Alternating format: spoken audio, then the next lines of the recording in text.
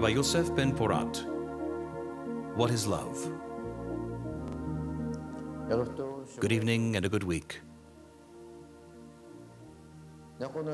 Today we'll deal with a topic that touches everyone.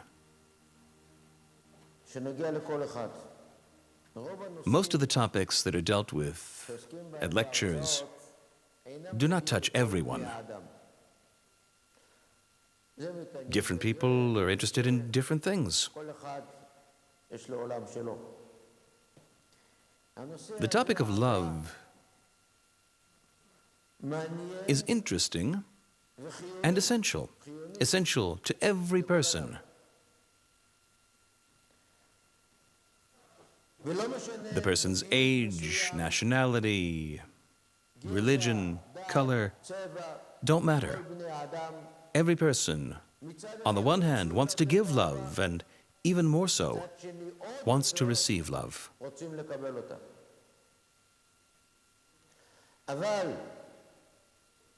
But like all important and central issues, there are very, very few people who can honestly say that they have attained it. And sometimes they attain true love. But it gets away. Love is a slippery thing. Let us try in the short time that we have to explain how it's possible, in spite of this, to attain true love. Hebrew, known as the Holy Language, is, in its essence, a very philosophical language. That is to say, the letters and words say a great deal to one who has insight into the language. Let's start with the word for love. Ahava. The root of the word is ahov. Aleph, He, Bet. Ahov. This root also consists of two parts. The ancient and true root of the word is two letters. It consists of the letter Aleph and the word Hav.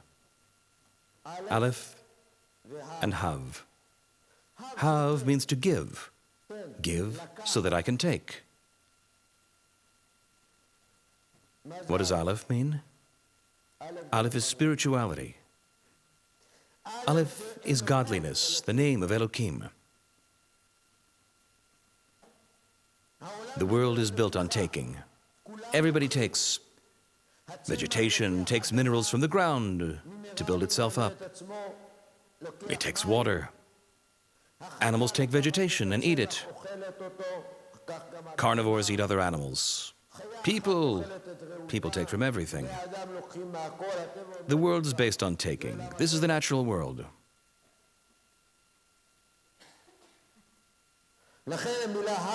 That's why the numerical value of the word Hav is 7.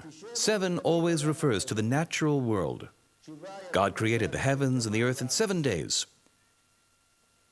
Therefore, all nature relates to the number 7.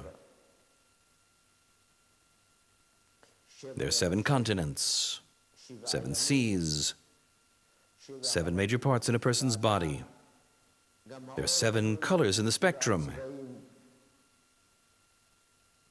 Sound waves are split into 7. There are 7 musical tones in the scale. In short, the entire natural world is based on 7s. This is an important topic into itself. This is because nature is based on taking. Giving is the foundation of godliness. God only gives. In the beginning, God created. God doesn't take anything from anyone. Therefore, you should always remember that the letter Aleph alludes to giving, to godliness. We're referring here to absolute, unconditional giving. Giving with conditions, giving that requires something in return, is not giving. It's selling, it's business.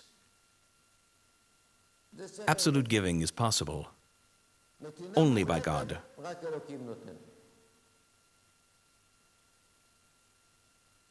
And therefore, the word ahov consists of 2 parts. It's comprised of the control of the first letter, that is to say, the ability of man to give, over the tendency to take, to acquire, and to receive. Only from the moment that a person is capable of mastering the art of giving can he experience the taste of loving, the feeling of love.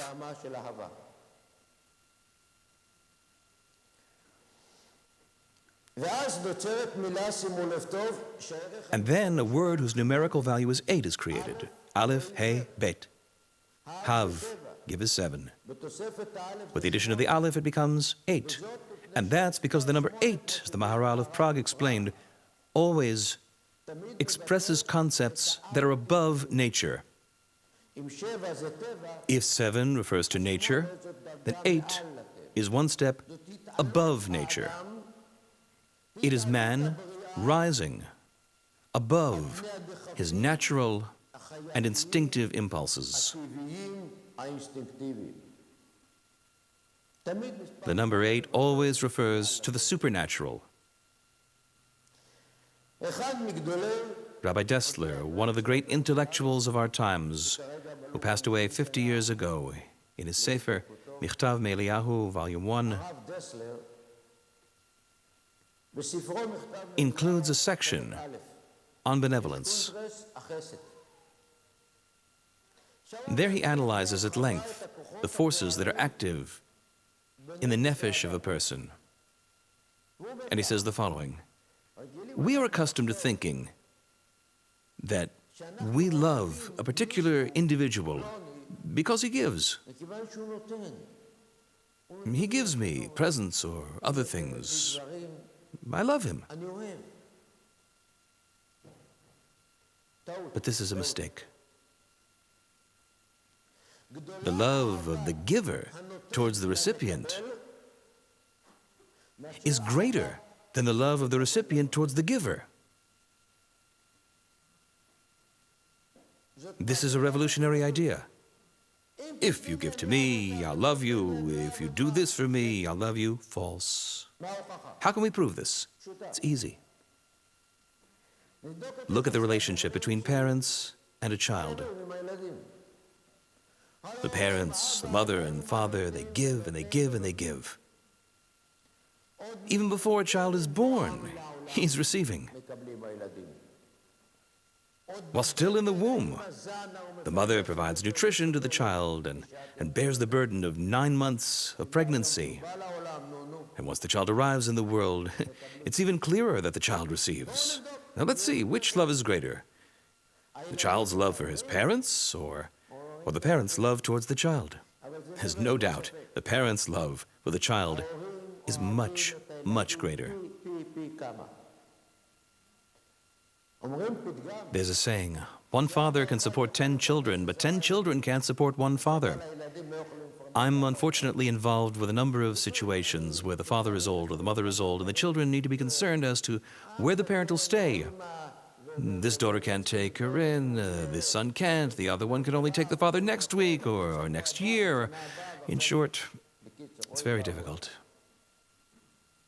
Yeah, but this is a story of its own. So why is the parents' love so much greater? The answer is because they are giving, and the child is receiving. There was a story that took place not long ago. A mother met her daughter she hadn't seen since the Holocaust. There were many tragedies. 55 years they hadn't seen each other. The daughter had been a baby, someone took her in and saved her life. It's a long story. Somehow they met now. The mother complained she felt very little for her daughter, like a stranger. Intellectually, she knew this is her daughter, but there's no emotion. Why? Because she hadn't given her daughter anything. Love isn't an instinct because someone's a father or a mother. It's the fruit of giving.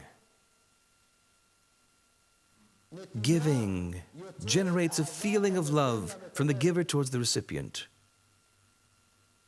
Moreover, if a mother and a father have a number of children, and one of them is sickly. There are many more problems. They take him to the doctor, to the hospital, they stay up all night with him, there's crying.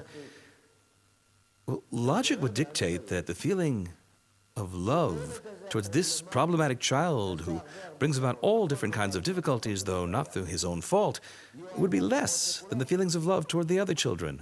He's a burden. Experience, and there have been many, many studies about this issue, have shown the opposite's true. That child is loved more than the others. Now, where's the logic? Who says there's logic in it? But there is. They gave him more. They have more invested in this child. They have a greater share, more time, more sweat, more worry, more blood and tears. The giver and the recipient become one. They're welded together by the act of giving. That's why, generally speaking, and without insulting anybody, the mother loves her children more than the father. They were in her body. She suffered. She gave her blood, her protein, her calcium. You should know very well. If a woman doesn't receive proper nutrition when she's pregnant, for example, she doesn't have enough calcium, nature works it that the child, the fetus, takes precedence. He takes the calcium from the bones and teeth of his mother. As a result, the mother has medical problems. She just gives. Therefore, to our great sorrow, we see here, many times we hear after a terror attack, they find a mother lying on her child. She saved the child's life at the cost of her own. And with her death, she gave life to her child. She lay down, she absorbed the shrapnel with her body. Why is this? Giving. Rabbi Dessler brings another proof. When a person raises a pet, a dog for example, he becomes attached to it. Don't know how many of you have dogs, but that's what happens. And if the dog gets sick, the person is in pain. It hurts. And if the dog dies, the person cries. Why? The person didn't give birth to the dog. You can't say it's instinct. The answer, because he invested in it. He gave it food. He becomes attached to it. The recipient is much less attached.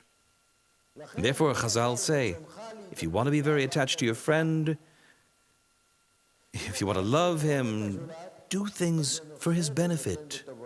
Start giving. When you start to give, then you'll start to love him. If we've described love in these few words, let's talk about the opposite.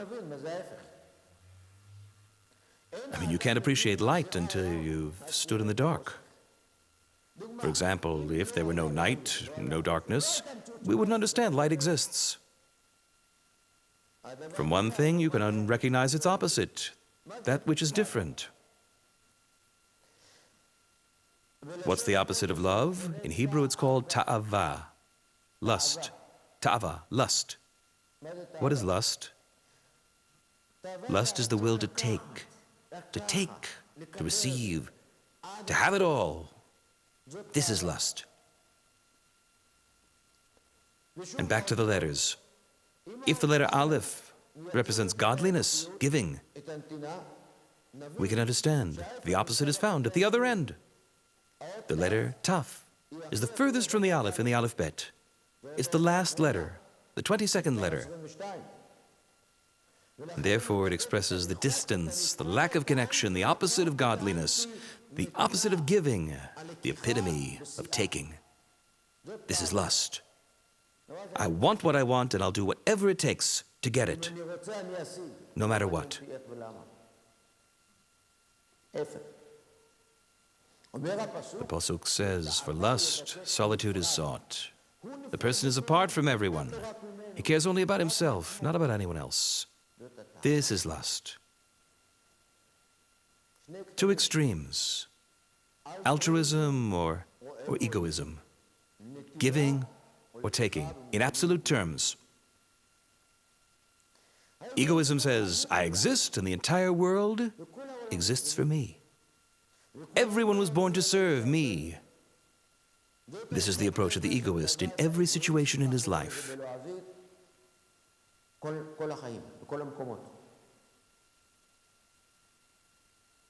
As opposed to the person who gives, who feels his pleasure.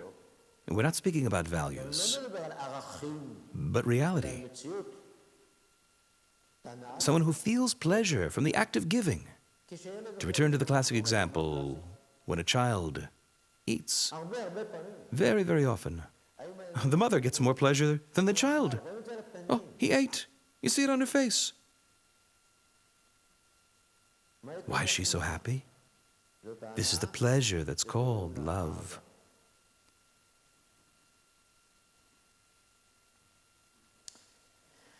If these are the two extremes, I'll ask you a question. Can lust be marketed? If a person shows up and introduces himself, and gives you his business card, and says, hello, nice to meet you. I'm lust. I'm a person who lusts. I want to take. And I don't care about any of you.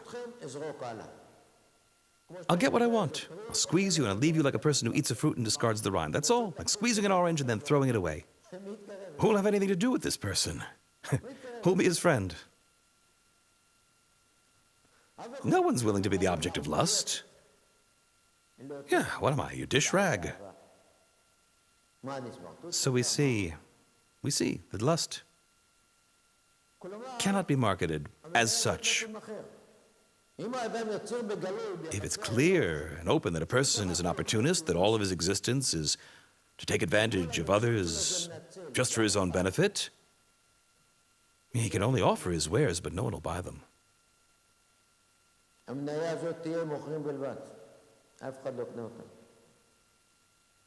What does he have to do to be successful? He has to disguise himself. We see this in nature. There are fish and snakes and birds like this who disguise themselves. He has to represent himself differently. He has to change his business card, like a wolf in sheep's clothing.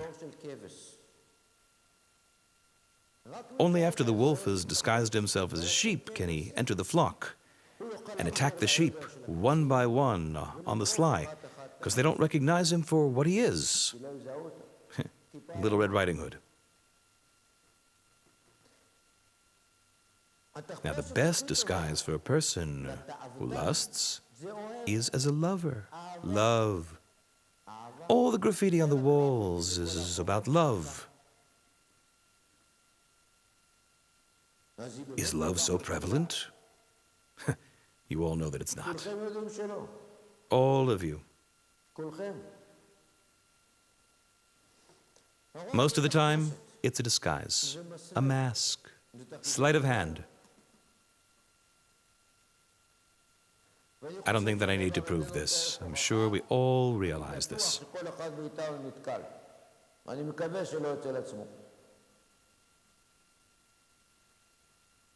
So now we can ask, there are methods of distinguishing between real money and counterfeit money. There are methods. Real gold or gold plate. A real diamond or an artificial diamond. There are methods. With diamonds, it's really not easy, but there are ways. Like with all things, we have to find a test. How do we identify things?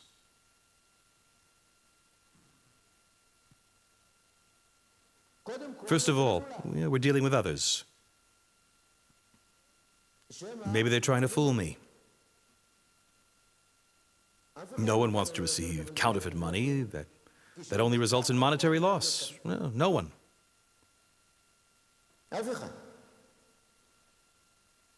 No one wants to receive gold plate if he paid for solid gold. Again, it's just money. And certainly not with something as important to us as love. In addition, let's test ourselves, because our emotions, each one in relationship to itself, are not always truthful. We delude ourselves constantly. This is the conflict between the conscious and the subconscious. There's much self-delusion. You can have a person who's a big expert on emotions, a psychologist, a psychiatrist, but he doesn't understand himself. Because he has his own wants and desires, he's subjective. It's therefore imperative we have a method of testing ourselves. Therefore, let's return to the roots of classic love. Though we can speak of the love between parents and children, or between people and their dogs, generally speaking, when we speak of love, we're referring to the love between a man and a woman in general and in spite of everything. The Gemara says the following: man is not called Adam, and woman is not called Adam. It says in the Torah, man and woman, he created them, and he called their name Adam. Adam is a collective name. It's the name of a creation that has 4 hands and 4 feet. The man himself and the woman herself are called half a body, half an Adam. He created a man and a woman, and he called their name Adam. That is, that they are a single creation, a single organism. Let's retrace our steps a bit. We said that love is giving, boundless giving. Giving without a price. Where does this happen? Where? It flies in the face of nature. Nature takes. Every creature. Where can love be found? With no limits. Therefore, parents and children love one another, but it's because of you. Even that has limits.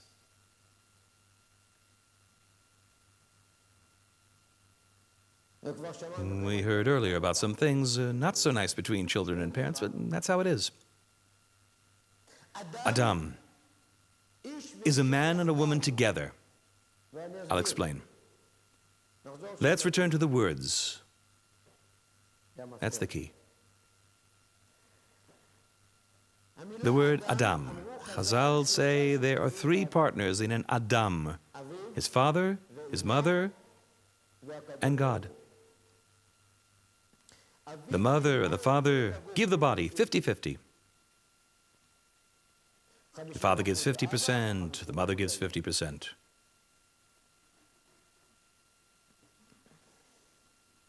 In today's language, each one gives an equal number of chromosomes.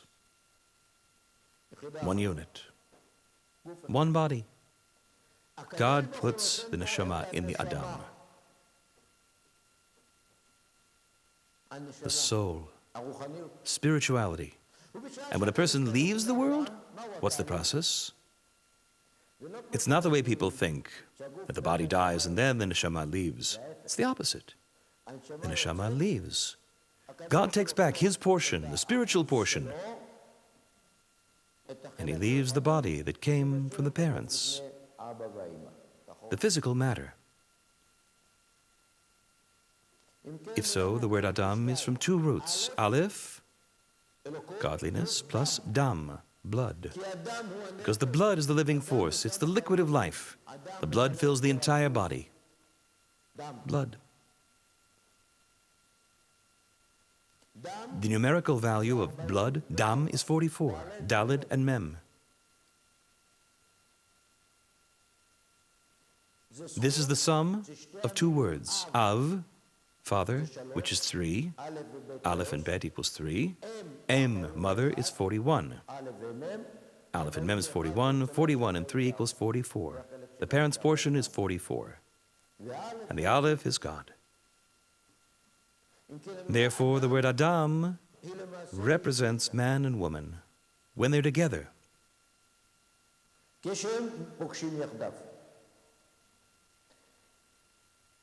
In the books of the Kabbalah, it says that the man and woman also have a single neshama. Before they came down to this world, they shared a single neshama, and then they went through a process of separation. It's called cutting, like a puzzle. A puzzle we buy is one picture that's been cut up into 3, 4, 30, 5,000 pieces. A cut-up picture that we put back together. Here as well, the neshama was one. Each individual develops independently in order to build a richer Adam that is a couple.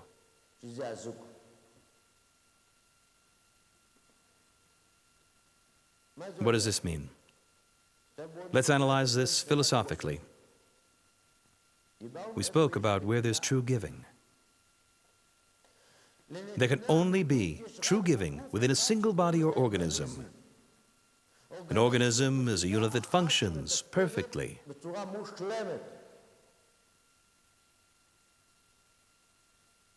Let me tell you a parable, a story. There's a game, maybe you know it. You take a wooden board, a partition. From the bottom, you can only see the toes of the people on one side of the partition. And from the top, you can only see their heads. On the other side of the partition is a person who has to guess. That's the game. Which toe belongs to which head? Each person tries to figure it out by the color, to see if the color of the foot matches the color of the face of one of the people. Guess which foot belongs to which person. And understandably, they try to fool him, moving their feet from one side to the other, this way and that. So a smart person came along and took a pin. And he stuck one of the toes below. One of the people starts jumping and screaming, "Enough, enough already! Well, what are you doing? Why are you stabbing me?" Smart person said, "Yeah, see, this foot belongs to this person's head." He said, "How do you know? You didn't even look at the color. You just guessing?" He answered, "What does that head care if I stab that toe? If it doesn't belong to him, why is he screaming? If the head feels the pain, when the toe is stuck with a pin, it's clear they belong to the same body." And this is the secret of love. This is the secret of intimacy. This is the secret of Adam. Everything else is just an explanation. The rest, just commentary. In an organism, one unit. The mouth eats for the entire body. The eyes see for the whole body. The hands work for the whole body. The feet move for the whole body. There's no jealousy, no hatred, because they're a single unit. I ask you, did your foot ever say to you, "Why am I always cooped up inside this shoe, carrying your whole body? You go walk on your hands for once. Let me be on top, see the world. I also want to see." Go, put your feet up. Why not? Isn't this logical? Isn't it discrimination? Why? The answer is unity. The eyes see, the ears hear, the feet walk. It's all one body. And within a single unit, there is no jealousy and no hatred. There's only perfection. So when your toe hurts, the head feels it, and the mouth is willing to swallow medicine, and the hand is willing to get an injection. It doesn't say, "Why do I have to get a shot just because that foot hurts?" It's the foot's problem.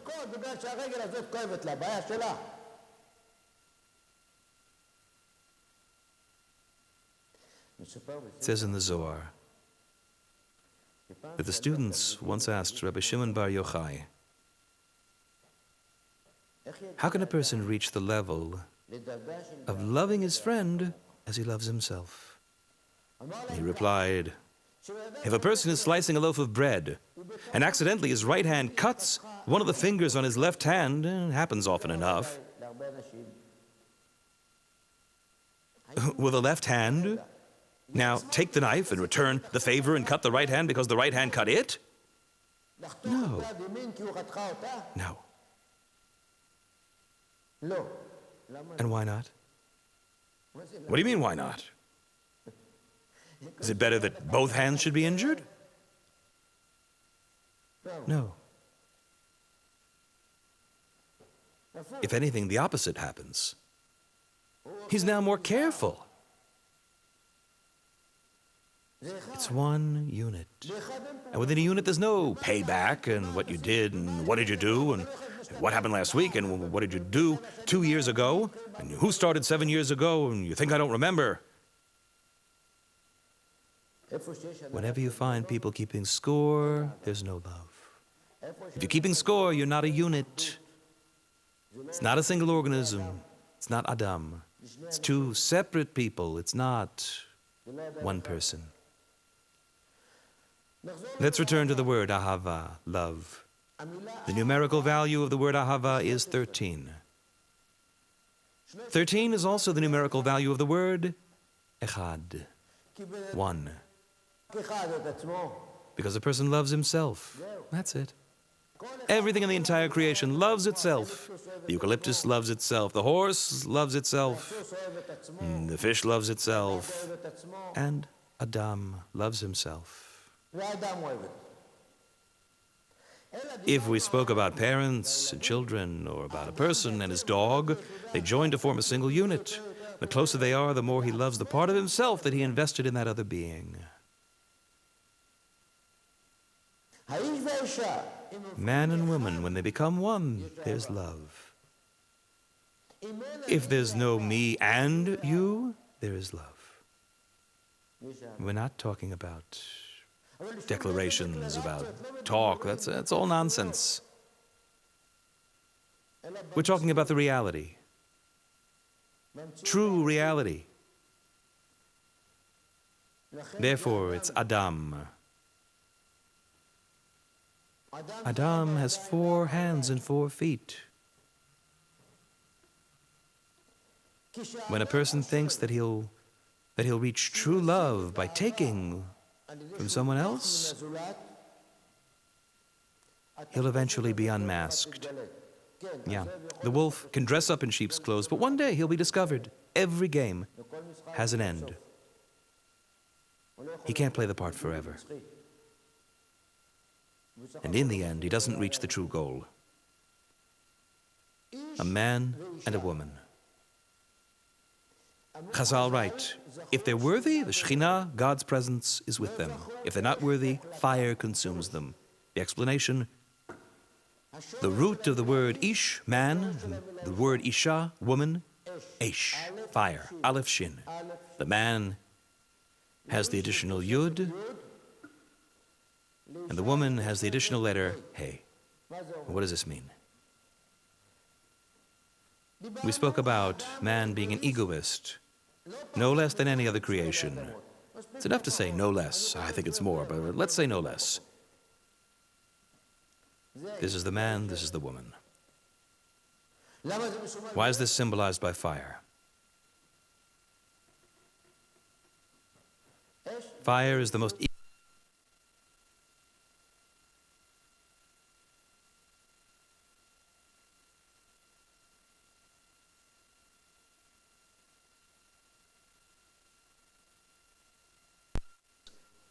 We always look for a symbol. Before I said everything is egotistical. But the most egotistical is fire. There are many reasons, but I'll give you only one. Everything eventually gets tired. You eat, you get tired. You drink, you get tired. And it ends. Your ego stops. Fire is different. Fire can burn for an hour, 2 hours, a day, 2 days. Recently we heard about fires that destroyed hundreds and hundreds of thousands of acres of land. Houses in Los Angeles recently, catastrophes. Fire doesn't know how to stop. In addition, it takes the personality and the identity of everything and wipes it out. Smoke and ashes. Nothing else is left. Therefore, fire symbolizes the total destruction of the other. Listen carefully. If I said that every creation is an egoist, but it is a creation, the horse must be a horse. It doesn't just eat. Even when it's not eating, it's still a horse. It walks, it has babies, it lives, it carries things. And so is it with every creature. But fire's entire existence is egoism. When you put it out, it's no longer fire. If we want to understand the symbol, what's the concept of fire? Fire is a destroyer. When it's not destroying something, it doesn't exist. It's not there. Therefore, it's a symbol. Man and woman. If there's no love between a man and a woman, what happens? Terror is not the word. They live in mutual destruction. I often have couples coming. They have no peace in the house. There are arguments. The imagination can't comprehend what goes on. How does the Gemara put it? When there was love between us, there was enough room on the doorstep for both of us to sleep. When the hatred started, the biggest palace wasn't enough room for us. 5, 10, 50 rooms. It's not enough. Why? The man remembers. She once said she can't stand jazz. So he fills the entire house with jazz. She remembers. He said he can't stand a certain perfume. She fills the house with that perfume. And in short, each one works to hassle the other one to no end. Fire.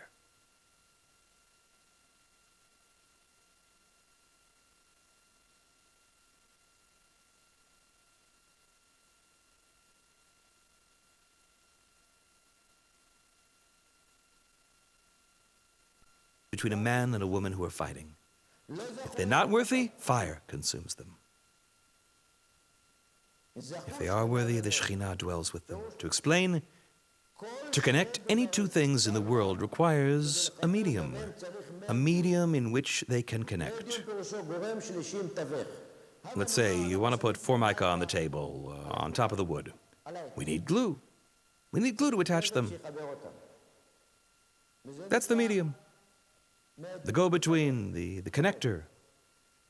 The rule of thumb? No two things can be connected without a medium between them.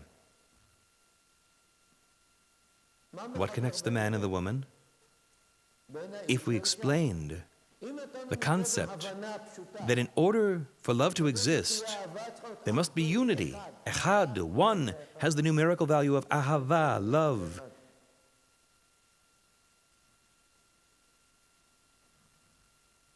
So how do two separate beings become one?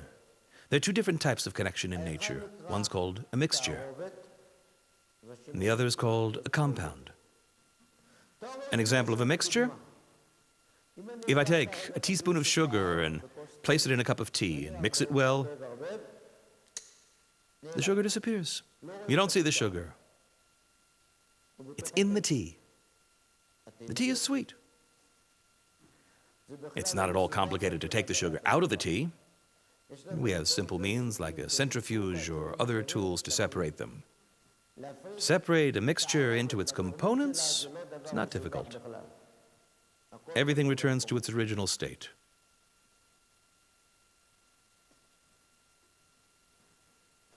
There's another type of connection called a compound. Now, this is when two different objects join to become something else. I'll give you an example. There are two gases in the world. Oxygen, the basis of life. About 20% of the air in the atmosphere is oxygen. And there's another gas, hydrogen. Oxygen supports combustion. Without oxygen, you can't have fire. When you weld, you bring canisters of oxygen to strengthen the fire. There's another substance which is even more flammable. Hydrogen. Hydrogen is very flammable. You have to be very careful with it. When you do heavy-duty welding, you bring a canister of oxygen and a canister of hydrogen. And then you could see a blue flame that can reach 2,000, 2,500, 3,000 degrees Celsius. Heavy-duty welding requires both gases. They're both very, very flammable. However, if we attach them in a compound, what do we get? Water. Water. Water is a compound made up of hydrogen and oxygen, as we all learned in elementary school. So I ask you, logically, water should be supercombustible, even more so than gasoline. In reality, water extinguishes fire. Why? Because a compound, as opposed to a mixture, creates a new identity. And I'm not saying that it's impossible to separate water into hydrogen and oxygen, but it's a complex procedure. It's a complicated chemical process. There's a new identity, a new being. Previous parameters don't apply. A man and a woman. If they remain him and her, it's fire. Not today, not tomorrow, or in 2 weeks either. And I know people who've lived together for 3, 4 years. They got married. And after 2 weeks, the fighting started. And after a month, they got divorced. And I asked, you know each other, you lived together for years. What happened? And they can't explain it. The answer is simple. They reached dimensions of conflict. Fire, fire, and fire met. How can they become attached? Each one stands in opposition because the egoism of each one destroys the other one. Chazal say that just as people's faces are different, so are their thoughts. Each person is an individual. In nature, this doesn't exist. There's no such thing as a species where a male and a female live together 2, 3, 20, 30 years. It goes against nature. It's only by man. So how can you think that it's possible? It goes against the basic principles of nature. 2 egoistic creatures remaining together? Therefore, Chazal said, fire. There's a solution. To create a new molecule. A new identity that will be the new I.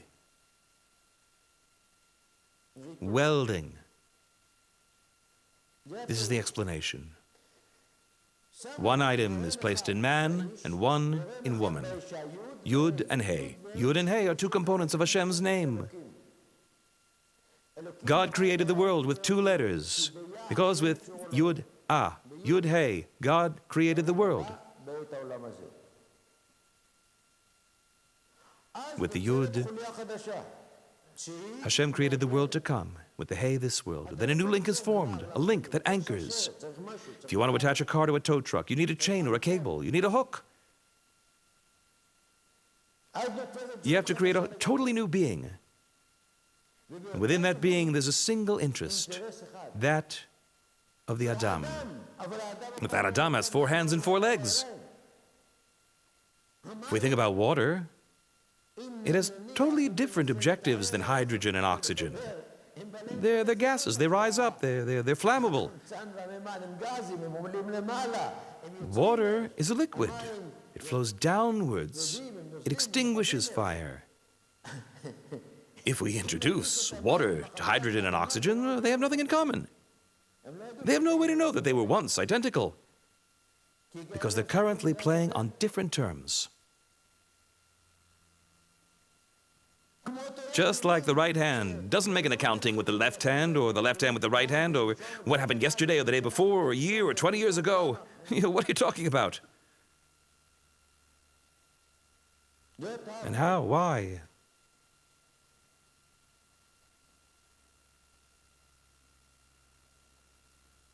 This is unity. That unity completes and rules when the Aleph controls the Dam. When the godliness rules over the physicality, the body. But if that godliness disappears, within the physical world, the material world, this world is a jungle. a world of total war, a Darwinist world, a dog-eat-dog world. And by the way, the saying is not correct because a dog isn't like a person. A dog won't eat a dog. The saying just stems from a lack of knowledge, but it doesn't matter. You understand what I mean.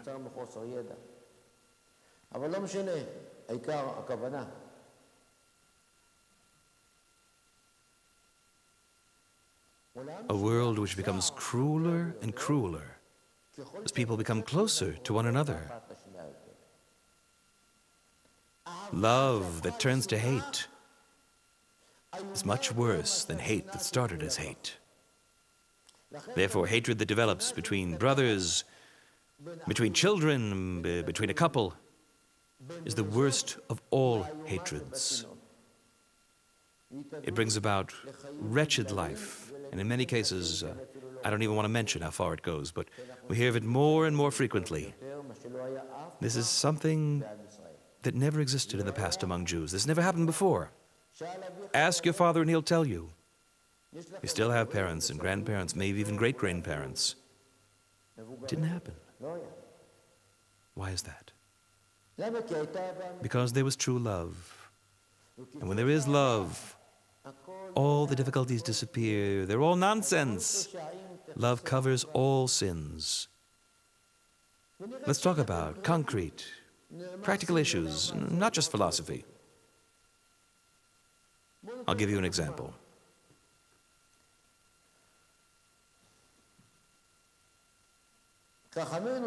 Our sages of blessed memory taught us, do not see your friend when he is disgraced. The explanation?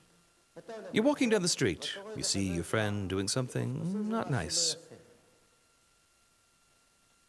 Whatever happened, it happened. Turn away as if you hadn't seen anything. Let's take a very trivial case. Someone slipped in a puddle. He's all dirty, he's full of mud, it's unpleasant. First thing he does is look around to see, did anyone see him fall? Is there anyone looking? No? Good. He runs home quickly and he washes up and changes his clothing. If someone does see him, he knows. He'll talk about it. Oh, did you see? He wasn't looking. You know what happened to him today? The opposite of the modern approach. Always looking.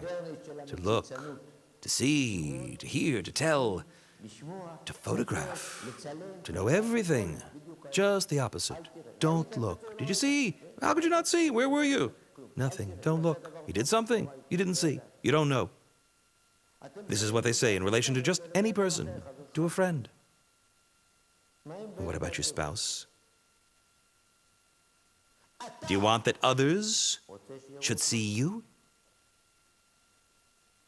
Didn't the non-Jew who asked Hillel the elder, what is Judaism? I want to convert. Explain Judaism to me in brief. What is it? And Hillel answered him, don't do to your friend that which you find distasteful. What you hate, don't do to your friend.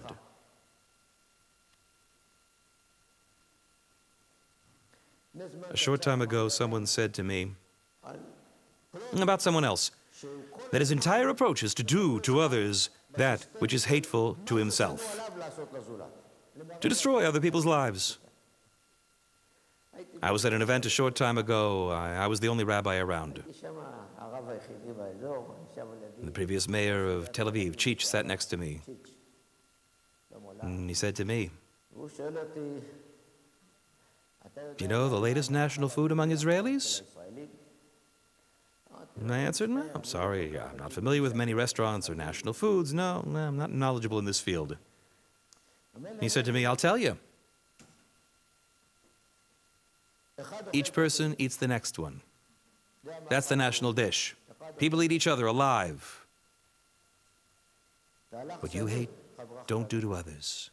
Hillel taught the non-Jew not to do that which is hateful to you. Let's return here.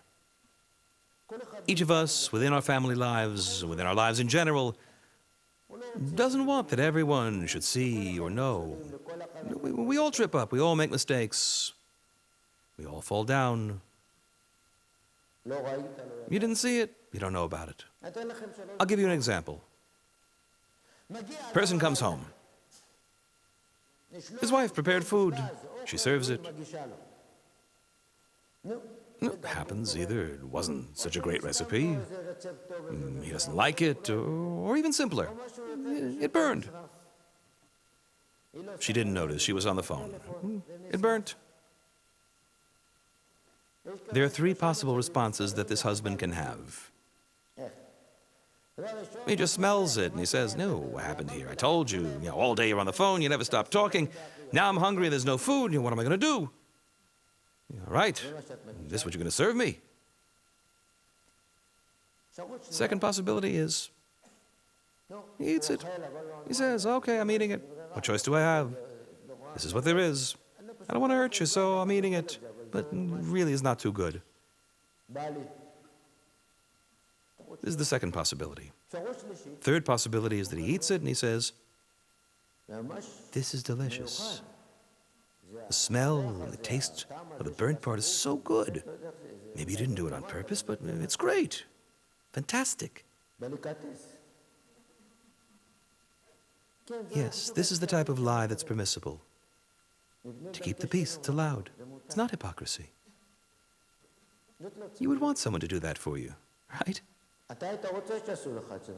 Turn a failure into a success. You'd want that. Think about it. What reaction would you want in that case? It's told about one of the tzaddikim that once came to a house as a guest. And they gave him soup to eat. He finished it, asked for more. And they gave him more. He finished, asked for more. Everyone is astounded. What's going on with this great rabbi? You just want to eat and eat and eat? More? Rabbi, you emptied the pot. When he left, the people accompanying him, who knew generally he barely ate anything, asked him, what happened to you? You're so famished that you had to eat the whole pot of soup? He answered, I'll tell you. I tasted kerosene in that soup. Kerosene. There's a widow who's a maid in the house. And if one of the members of the household would have realized that she spilled kerosene in the soup, they'd fire her on the spot. So I decided to prevent this, so I ate the entire pot of soup. I covered for her. So I ask you, this is what a stranger does in someone else's house? Who of us would do this for his wife? I don't want to embarrass you, so I won't ask for a show of hands. Who? For himself? Yeah, for sure. For himself, a person will do anything. The main thing, not to be embarrassed. But when a couple is one, they feel each other's pain.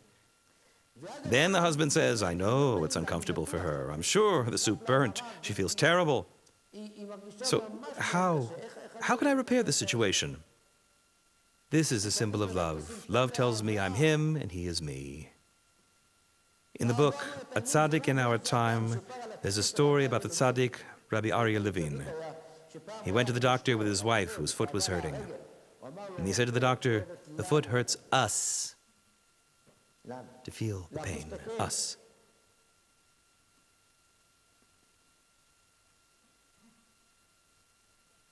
Not one couple and not two came to me with fights. About what? About the smallest things. Who has to get up in the middle of the night to give the baby the pacifier when he wakes up crying? And she says, what? I'm up all the time. I have to nurse the baby, so he can't get up. And he says, what are you talking about? I go to my work. This is your work. There's no unity here. This is a coalition and an opposition. They oppose each other. A person who loves, who is one with his partner, is looking to see what he can do for her. What can I do for him? What? Because this is the ultimate pleasure, the ultimate benefit. It's not to fulfill a responsibility. And that's why each person has to inspect himself to see if there is true love inside him. Are you always looking for ways to help your spouse? How?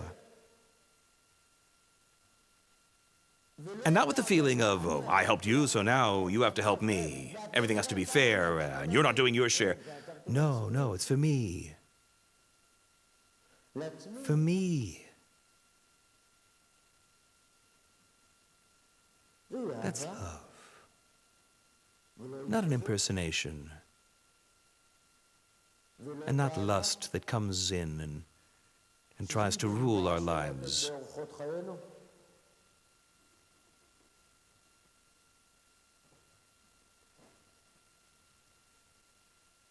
The secret of giving. The secret of giving is very, very difficult to acquire. But when you do acquire it, you have a treasure in your hands. Your life changes entirely, because giving is without an accounting. Without. I sometimes sit with a mother who goes to court because her son is a criminal, a murderer. And the mother cries and screams. She even throws her shoes at the judge because it's her son. It's her son. Love covers all sins. Love covers all sins. And this is the test. Because first and foremost, our ways must be sought out and tested, each one, to see if he loves truly. Not in the way of the world, to inspect and test the heart of someone else. When politicians speak of breast beating, they're referring to beating on the breasts of others. When a politician speaks of soul-searching, he's referring to his opponent's need to search, not his own need. In the Torah, in the ways of Musar, it's exactly the opposite. Breast-beating is on your own breast. Soul-searching is something you need to do. You're neither required nor able to investigate someone else's soul. If only you could search your own soul.